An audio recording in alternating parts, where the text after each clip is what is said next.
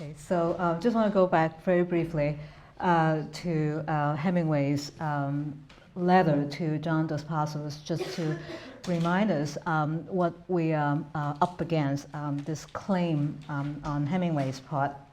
And Mrs. George Kaufman is here, and she claims they want to cut it all out, the Indian camp story, cut the In Our Time chapters. Jesus, I feel all shot to hell about it. Of course they can do it, because the stuff is so tight and hard, and everything hangs on everything else. So, this is the very recognizable posture on the part of Hemingway, that everything is tight and hard, and everything hangs on everything else. So, but given the publication history of the various chapters and also the stories published separately, whether or not there is in fact an organic unity among them. That's the big question.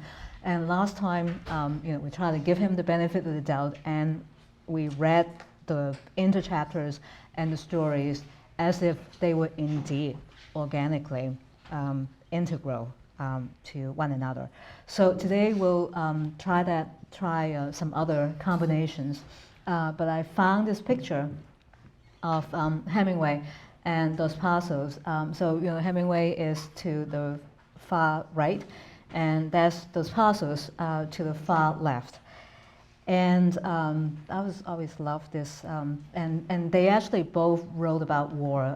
Dos Passos has a novel called Three Soldiers, very, very great novel about war as well. So you can sort of see that they have a lot in common. And here's another important letter to Edmund Wilson. This is slightly earlier. Finished the book of 14 stories with a chapter in our time between each, to give the picture of the whole between examining it in detail. Like looking with your eyes at something, say a passing coastline, and then looking at it with 15x binoculars. Or rather, maybe looking at it and then going in and living in it, and then coming out and looking at it again. It has a pretty good unity. So once again, that all-important word for Hemingway, pretty good unity, and that's a very strong claim. It's not really pretty good, it's damn good. But in any case, what's new about this description is the idea of zooming in and zooming out, right? So this is very much the approach that we've been taking, and we've been thinking of it in terms of micro and macro, right? So this, the first set of terms that we started out with.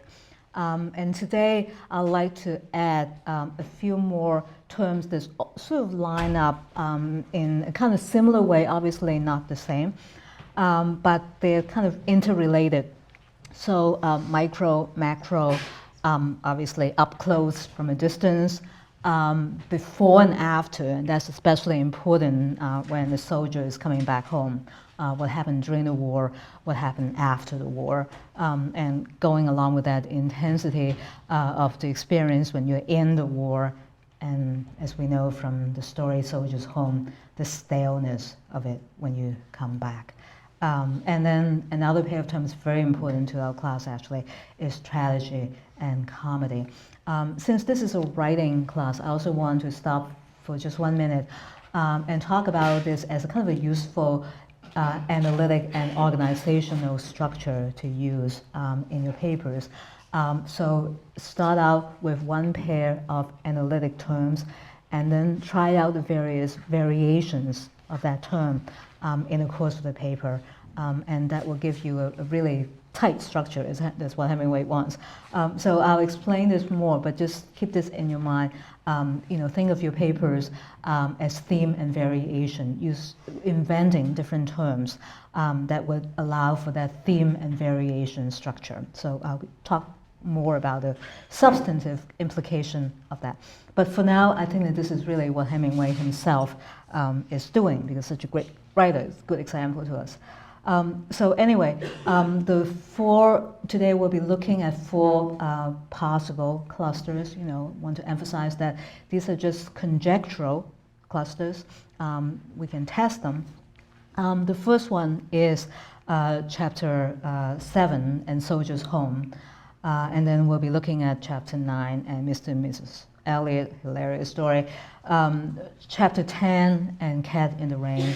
And then chapter 12 and Big Two-Hearted River, part 2. So first, chapter 7. Once again, we're back in wartime Europe, the experience of combat. While the bombardment was knocking the trench to pieces at Fusata, he lay very flat and sweated and prayed, "Oh, Jesus Christ, get me out of here. Dear Jesus, please get me out. Jesus, please, please, please, Christ." The shelling moved further up the line. We went to work on the trench, and in the morning, the sun came up, and the day was hot and muggy and cheerful and quiet. The next night, back at Mestra, he did not tell the girl he went upstairs with at the Villa Rosa about Jesus. And he never told anybody. So this is the sort of the classic dynamics of before and after, and the intensity of the experience when you're in the thick of the battle, and the sense that you really have lost it all once that experience is behind you. So what Hemingway is exploring here, and that we'll see he'll also explore at great length in Soldier's Home, is the intransitive relation of emotions across time. It's a terrible thing. We think so much about the question of sustainability. It's important for things to be sustainable across time. And it seems that Hemingway is saying that basically intense emotions are not sustainable across time. And we'll see this in a big way, actually, in Faulkner, in The Sound of Fury, in the Quentin section, whether or not, even when we're devastated by something, whether or not that sense of devastation will be with us even a short moment afterwards. So it seems that when he's fearing, in this kind of mortal fear for his life, Jesus, and that's really a kind of a name for something. It's not necessarily Jesus, although in this case it actually is Jesus, but Jesus could also be a shorthand for something that we really want just to invoke, and it's very much a presence for us at that moment. And then the meaning of Jesus is completely lost, even the next night. What's interesting, and I guess quite bleak about this, is that we really can hold on to our own experience, right? We'd like to think that if we've been through this, that is ours for good, is ours for life, and it seems not to be the case. So let's move on now to Soldier's Home, and we know, I'm just realizing the mic is all the way down. We know that Krebs was a soldier fighting in basically all the famous battles in World War I, and then he comes home too late, so by which time all the other people have been back and they've been telling stories about war atrocities, so nobody's listening to him anymore, and his mother is just worried that he should find a job. So this is the very near the middle, just one line near the middle of the story, having breakfast, Krebs is reading the papers and worrying about his father not wanting the paper to be roughed up. And then meanwhile, Krebs looked at the bacon fat hardening on his plate. And I think that is, in some sense, the most graphic metaphor that Hemingway has come up with, material emblem of our own relation to our own experience, that this is the chemical transformation. It's so natural. I mean, last time we talked about the naturalization of pain, right? Childbirth is as natural as rain, and the pain that we inflict on others is also as natural as rain. And here, for fresh experience to go stale, it is as natural as the bacon becoming stale on your plate. So that's just a kind of using a very common object to talk about the fate of emotions across time.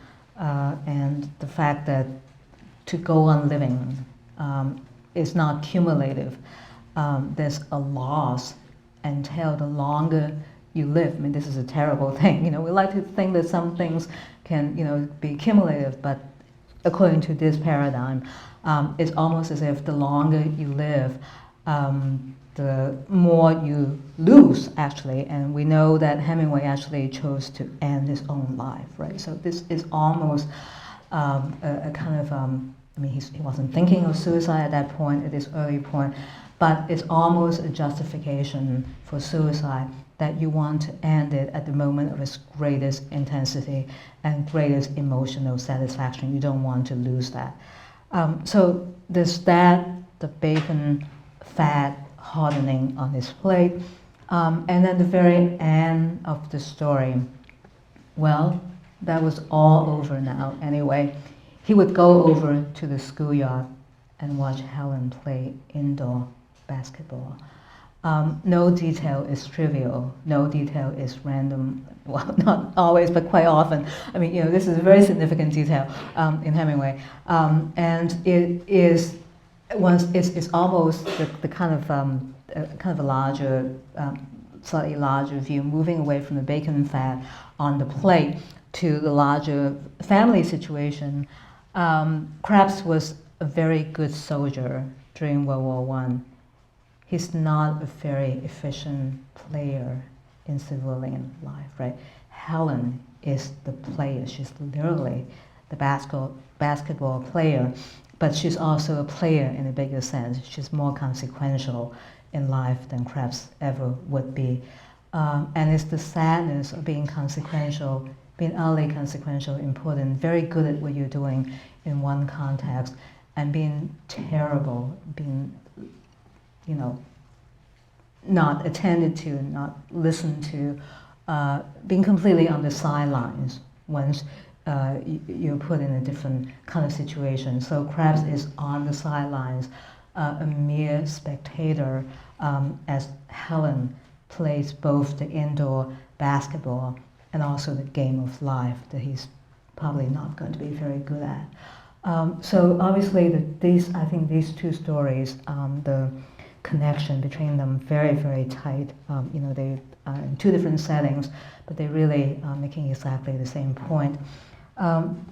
So let's move on now to a more interesting kind of not so quite so clear-cut between Chapter 9 and Mr. and Mrs. Elliot. So Chapter 9 is in many ways the kind of the Hemingway that we're very familiar with, the Hemingway in The Sun Also Rises, the Hemingway who talks about bullfights. He also does it in Death in the Afternoon. So this is the kind of the classic Hemingway. The first, except there's a twist here. The first matador got the horn through his sword hand, and the crowd hooted him. The second matador slipped, and the bull caught him through the belly.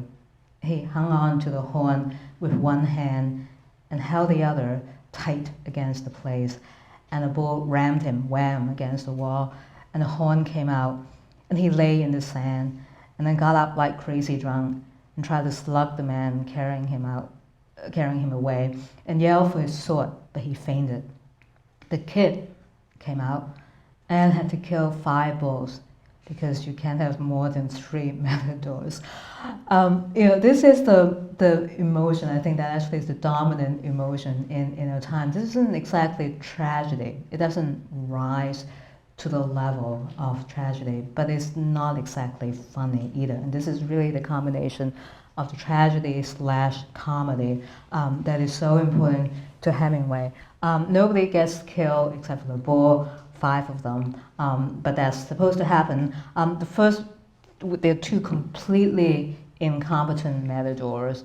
They're making a farce, really, of the bullfight. And meanwhile, it's also farcical in a different way, that you have to stick by the rules. Even though the first two matadors are making a complete mess of everything, you still have to go by the rules. So you can have more than 3 matadors, and so one single person is to kill 5 bulls, because that's the rule.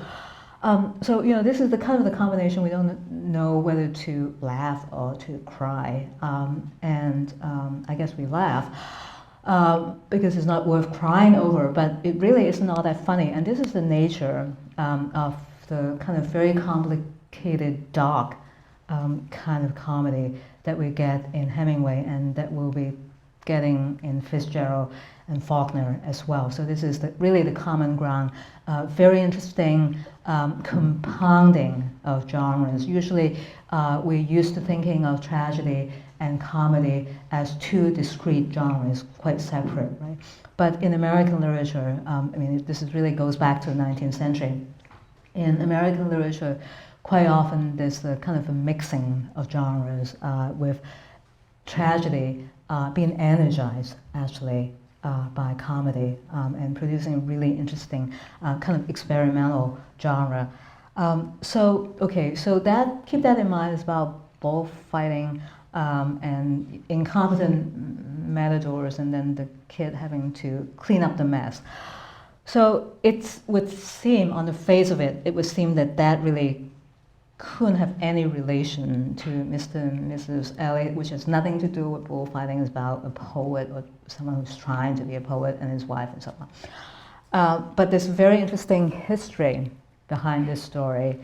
And Mr. and Mrs. Elliot, with the story, was first published in the Little Review. Last time we talked about how a lot of the pieces came out in little magazines, right? So this is the Little Review 1924-1925 edition. And then it came out again in Our Time, obviously, the Liver Wright edition, the American edition, 1925. And it turns out that Hemingway actually has written a very telling letter to Horace Liver Wright. You can see it here. I mean, actually, I think that if you go to classes V2, look at the image online, you should be able to zoom in and actually look at all the words. But anyway, this is the transcript of one of the paragraphs. As you will see, I have revised the Mr. and Mrs. Elliot story and entirely eliminated the obscene image. It is a shame. It had to be changed. But as you say, it would be a very silly play to get the entire first book suppressed for the sake of a few funny cracks in one story. James Heath ran it in its original form. This is the Little Review, editor of the Little Review.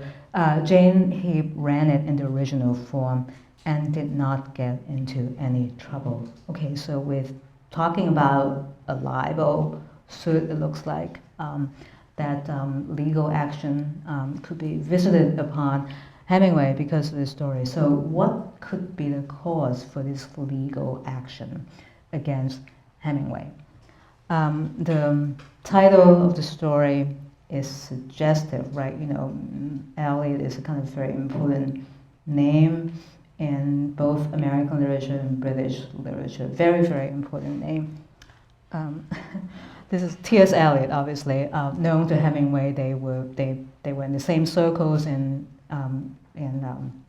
both in England and also in France. T.S. Eliot, with one of the most important poets, 20th century poets, best known for the poem *The Wasteland*, would go on in 1948 to win the Nobel Prize. So a major poet,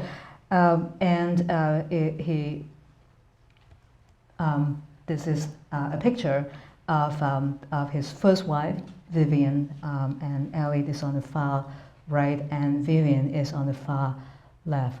And it was a marriage that ended in divorce, and with Vivian having lots of mental problems. So it was a kind of very public dissolution of the marriage, but very painful actually, when she was clearly going crazy. The Hemingway story isn't really about that, but it's really making fun of something that really didn't end up being all that funny. I mean, it was a kind of a horrendous episode in T.S. Eliot's life. But the way that Hemingway is talking about it initially, is this. This is his version, and as you'll see, he's actually changed the spelling, right? T.S. Eliot, just one L. And so, just to remove the threat of legal action from himself, he's changed the spelling of Elliot. And this is the story that he tells. Mrs. Elliot and the girlfriend now slept together in the big medieval bed. They had many a good cry together. In the evening, they all sat at dinner together in the garden under a plane tree, and the hot evening wind blew, and Elliot drank white wine, and Mrs. Elliot and the girlfriend made conversation, and they were all quite happy. Once again, this is the happy ending in quotation marks in Hemingway. But you can really see why that Eliot, or at least T.S. Eliot, would contemplate legal action against Hemingway. Obviously, the suggestion of a lesbian relationship, not really, there was nothing actually in the actual life of Vivian Elliot to suggest that there was a lesbian relation. She did have an affair very soon after she was married to T.S. Eliot, but with a man, Bertrand Russell, actually a famous philosopher. There was this is complete fabrication on the part of Hemingway. But I think that there's actually possibly something else that's mixed into this story. It's the lesbian relationship that stops this from being a tragedy, right? It really would have been quite tragic. If the girlfriend had not been there. But it's really this three triangular relation that enables Mr. Elliot to drink white wine and to spend all night writing poetry. He doesn't especially want to be in the same room with his wife. And Mrs. Elliot and the girlfriend have many a good cry together in the big medieval bed. And they were all quite happy. So Hemingway really is in one sense thinking of the historic T.S. Eliot and Vivian Elliot, but I think that he was also actually thinking of another couple, very good friends of his at one point, that he talks about at great length in A Movable Feast. Another iconic figure in American literature, Gertrude Stein, and her companion, lifelong companion actually, Alice B. Toklas. That's Gertrude Stein on the right and Alice on the left. Hemingway also makes fun of them in A Movable Feast. But if you guys have seen Woody Allen's Midnight in Paris, if you haven't seen it, try to see it on DVD. But the Gertrude Stein is very, very important there, as it's really a mentor to Hemingway. I'm sorry, we actually thought of showing this, but it's still running, so we don't have it on DVD to show it. But in any case, if you see that Woody Allen movie, you'll see that Gertrude Stein was crucial both to other young writers, but also to Hemingway. And so a very long-lasting, this is actually a sustainable relationship, the lesbian relationship, for life, really. And happy as much as any relationship can be happy. Those two were very, very happy. So I think that what Hemingway has done actually to produce this tragedy / comedy is to compound the very unhappy T.S. Eliot marriage to Vivian with much happier companionship between Gertrude Stein and Alice B. Toklas. He really wasn't thinking of libel from Gertrude Stein. She is not mentioned by name, but she could not have been on his mind. So it's just a really interesting kind of a capsule summary, actually, of a lot of American literature in there. So I think that that's really the connection with chapter 9. Not so much the subject matter, there's no bullfighting in the story, but the kind of the tragedy narrowly averted, turning into a comedy or kind of a farce, halfway between comedy and farce. That is the ultimate outcome of that kind of unusual arrangement. But still, it doesn't rise to the level of tragedy, and that's the most important point for Hemingway. So let's move on now to the next cluster, and I should stop here for a moment and talk a little bit about the kind of the analytic structure that we'll be using for the next set of stories and chapters. But actually beginning with chapter 9 and Mr. and Mrs. Elliot, we're beginning to see a kind of a logic of substitution, right? So the Gertrude Stein, Alice B. Toklas relationship taking the place, this relatively happy relationship, taking the place of the unhappy historical relation between Vivian and T.S. Eliot, so that Hemingway can get to a place where he wants to be. And so taking the place, substitution, is a good thing in that chapter and in that story. We'll explore the meaning of substitution in the other clusters. Sometimes it's good, sometimes it's not so good. It's always kind of a mixture. But on the whole, I would say that Hemingway is much more interested in comedy than tragedy. And here, I'm sort of going against Aristotle and, in fact, the whole tradition of Western thinking about genres. Tragedy is the high, dignified, very dignified genre, Greek tragedy. And that's what really Aristotle talks about in the Poetics. His attention is really all given to tragedy. Comedy gets about 2 lines in the Poetics. So, I think that tragedy just has a different kind of centrality to the entire Western canon. But comedy, arguably, is actually just as interesting and just as complex. So in the rest of the course, we'll be thinking about the ways in which comedy actually is right next door to tragedy. We have to rethink the landscape.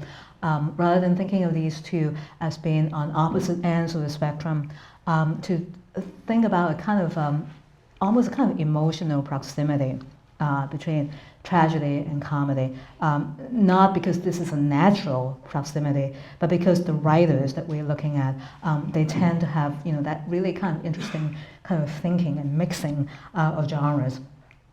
So in the next cluster, chapter 10 and Cat in the Rain, we'll first of all look at one kind of substitution taking place in chapter 10, the horse and the picador, and then the cat in the rain. I should mention that there's a difference between the picador and the matador. This is a distinction I didn't know about before I started reading about Hemingway. Is that the matador is the one who actually sticks, who actually kills the bull. The picador's function is to weaken the bull. The picador never actually kills the bull, so it's always a kind of a 3-step ceremony. The bull, by the time he comes out, the bull is weakened already by various people sticking knives into him, and the picador tries to do a major job of weakening the bull, and then the matador comes out and actually kills the bull. And the picador doesn't actually come out on foot. He's always on a horse.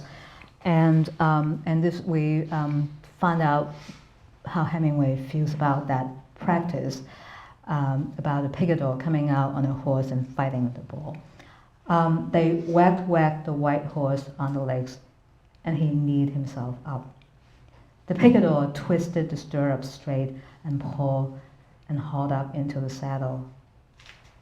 The horse's entrails hung down in a blue bunch and swung backward and forward as he began to canter, the Marnos whacking him on the back of his legs with the rods. It's a terrible thing. Actually, this has been banned now. it's been banned in many Spanish cities because it's just so incredibly cruel.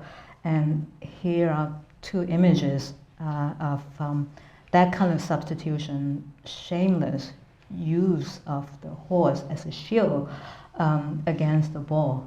And we can see the expressions on the, I mean, they're used to it. I mean, this is done all the time. This is not exceptional cowardice on the part of the picador. That's part of the game. But still, it's very hard to take when you're looking at it and to see the entrails actually coming out right at that moment.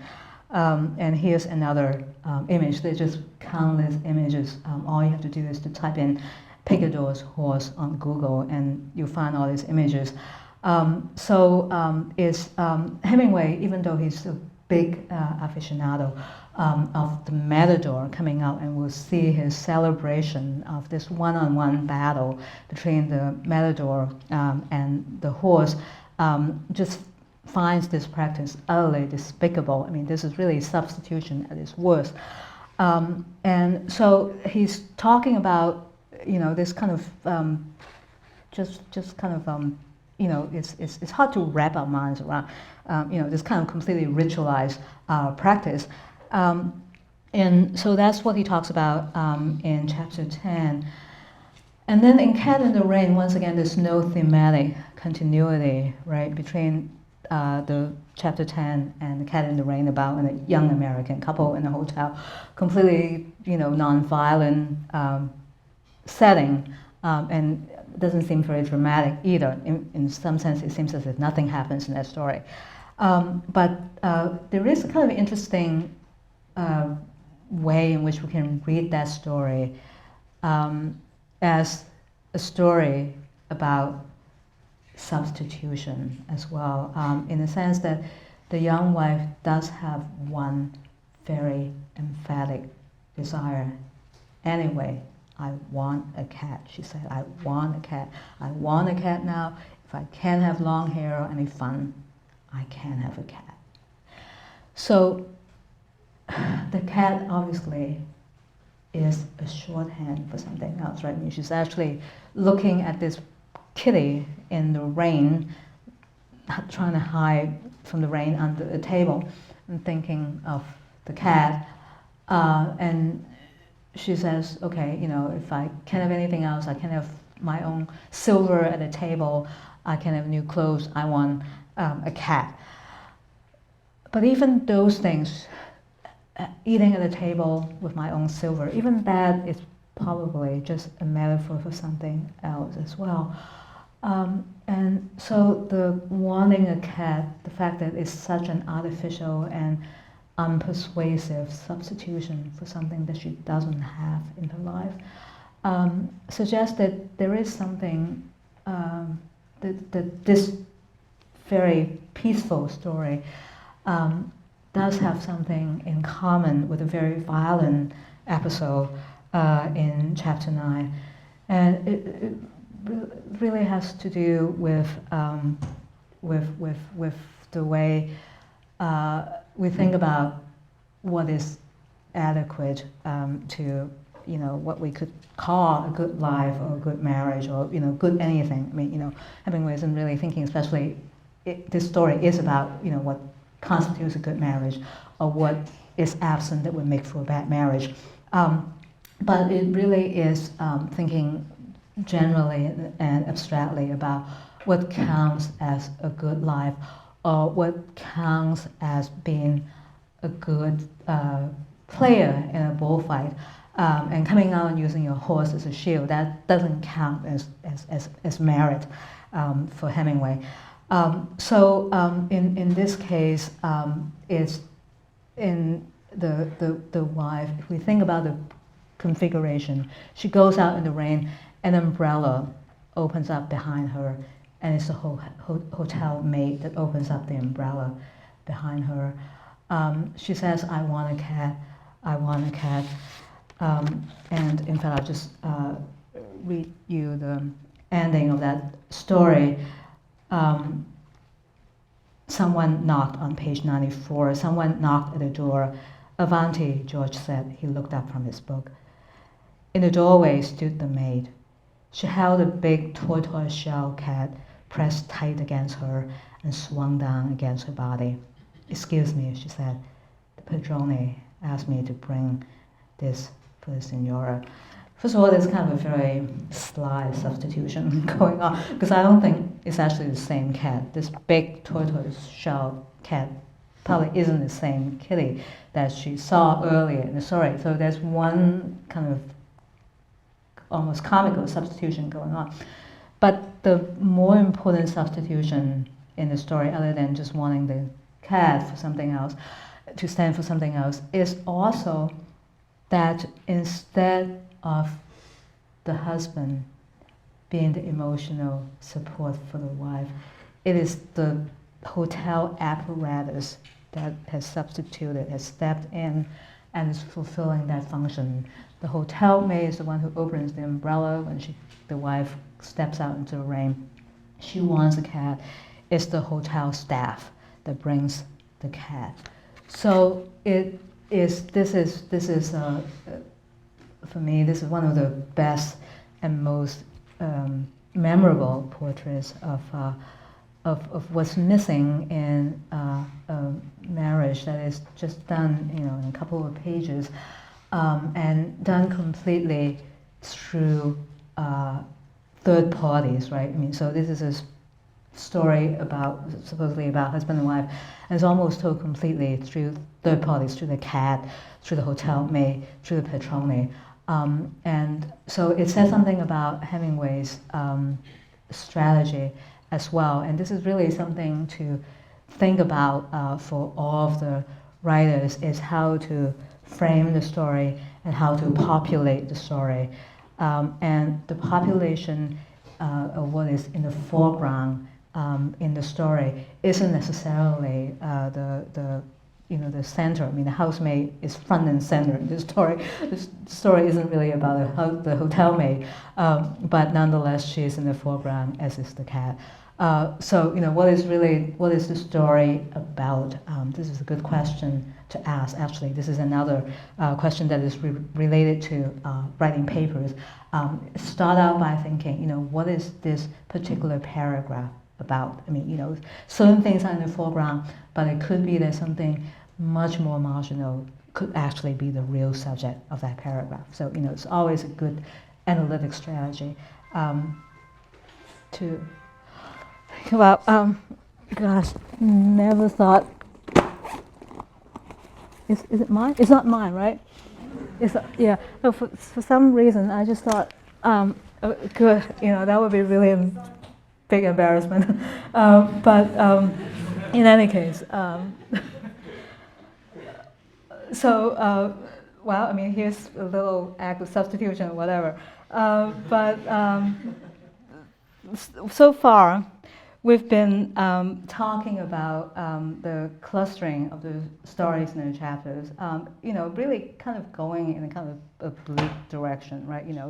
It's not this, the lack of emotional satisfaction seems to be the main point in all of the stories. And that's really the kind of the tragedy, comedy / comedy, is the lack of adequate emotional resolution. There's just no emotional resolution at the end of The Cat in the Rain. There's no emotional resolution at the end of Soldier's Home. There's maybe a little bit of emotional resolution at the end of Mr. and Mrs. Elliot, but really not that great. So the question is, is this a kind of a natural resting place for Hemingway? Is that the kind of the emotional landscape that he feels most comfortable with? And that would be completely okay. I think that is a viable way of writing, and you can have great literature resting on precisely that very precarious state of lack of emotional, lack of full satisfaction, lack of full resolution. But I think that Hemingway actually is a slightly different kind of writer. So he is quite unashamed of going to a kind of sometimes almost embarrassing extreme in the sense that you don't want to show that this is really what you believe in. So it's embarrassing in this sense, but he's not especially embarrassed about making it very clear what he believes in and what he finds satisfying. And I think that that's really what makes Hemingway what he is, a very, in many ways, very emphatic about belief and about emotional states that he would affirm and celebrate. So let's look at chapter 12. This is the combination that shows that side of Hemingway. And it's not surprising, it's back to bullfighting, but this time it's not the picador on his horse. When he started to kill, it was all in the same rush. The bull looking at him straight in front, hating. The bull charged, and Philater charged, and just for a moment, they became one. Philater became one with the bull, and then it was over. Philater standing straight, and the red hilt of the sword sticking out dully between the bull's shoulders. Philater, his hand up at the crowd, and the bull rolling blood, looking straight at him, looking straight at Philater, and his legs caving. So some of us would find it gory. I don't think that I would have been saying the praises of bullfighting, but I think that just to think in terms of what Hemingway is doing, for him, this is a truly sublime and satisfying moment for both the matador and for the bull, because the repeated line is that they became one, right? So they became one. That is the supreme ideal for Hemingway. Instead of having this shield of the horse shielding you from the bull, you are in direct contact with the bull. And whatever you do it in utter lack of distance. So, this is the kind of the close-up, the diminishment of distance, and the two of them really bonding so tightly that it really becomes a kind of a single unit. And that this could be a metaphor for any kind of thing. Can be a man or a bull, can be a man and a woman, can be two women, can be you and the project that you become fused with. But for Hemingway, this kind of complete lack of emotional insulation. We've talked about the question of insulation in Indian camp, but the complete lack of emotional insulation between yourself and something that you feel utterly passionate about. That for Hemingway is the place that he really wants to get to, and all those times when he doesn't get there, you can see that Wai is a kind of a frustrating resting place, and he wants us to be frustrated when we can't get beyond those places. So this is a kind of a very the kind of a classic Hemingway moment of epiphany, of achieving this union with the thing that the bull that you're going to kill, and the fact that you're going to kill this creature doesn't, according to him, doesn't really matter because you've achieved that union at that critical moment.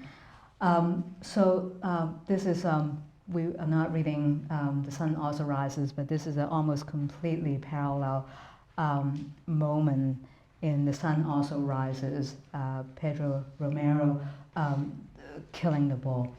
The bull charged as Romero charged. Romero's left hand dropped the muleta over the bull's muzzle to blind him. His left shoulder went forward between the horns, and the sword went in. And for just an instant, he and the bull were one, right? So you can see that that word one is of critical importance to Hemingway. Two entities becoming one, even though at the moment of death and killing, it's still important to achieve that oneness with the world. I'm sure it's romanticizing bullfighting, but it's actually one of the rare public demonstrations of that happening. You know, it's actually very hard. I mean, if we think about this, it's very hard to see two things becoming one in public. So bullfighting is actually one of the rare instances when everyone can be there and watch. Hemingway probably was looking at something like this, and it's really more like a dance than actually the killing of the bull. I mean, you can see why he would want to romanticize something like that. It's really completely choreographed in such a way so that the violence becomes completely ritualized, and we almost don't see the blood, and there's no blood in this moment.